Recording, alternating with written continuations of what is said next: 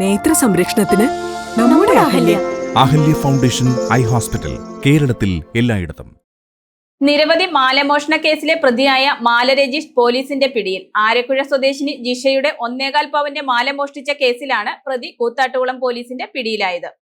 നിരവധി മാലമോഷണ കേസിലെ പ്രതി കൂത്താട്ടുകുളം പോലീസിന്റെ പിടിയിൽ. പിടവം മണിയുടെ ഏഴക്കരനാട് ശാസ്താമോളിൽ മാല രജീഷ് എന്ന് വിളിപ്പേരുള്ള രജീഷാണ് കൂത്താട്ടുകുളം പോലീസിന്റെ പിടിയിലായത്. പാലക്കുടിയിൽ ലാബ് നടത്തുന്ന ആരക്കുഴ സ്വദേശിനി ജിഷയുടെ 1.25 പവൻ തൂക്കം വരുന്ന മാല കഴിഞ്ഞ ജനുവരി 8-ന് ലാബിലേക്ക് വരുന്ന വഴി പ്രതിയായ രജീഷ് ബൈക്കിൽ വന്ന് പൊട്ടിച്ച് കടന്നുകളയുകയായിരുന്നു. നിരവധി മാലമോഷണ കേസുകളിൽ പ്രതിയാണ് രജീഷ്. CCTV കേന്ദ്രീകരിച്ച് നടത്തിയ അന്വേഷണത്തിൽ പോലീസിന് ലഭിച്ച രഹസ്യ വിവരത്തെ തുടർന്ന് രജീഷിനെ രാമമംഗലത്ത് നിന്നാണ് പിടികൂടിയത്. കൂത്താട്ടുകുളം പോലീസ് ഇൻസ്പെക്ടർ സഞ്ജു ജോസഫിന്റെ നേതൃത്വത്തിൽ SI-മാരായ Ranjumol CR, Jayamon AS, Aijo M Joy, senior CPO Manoj PK എന്നിവരാണ് അന്വേഷണ സംഘത്തിലുണ്ടായിരുന്നത്.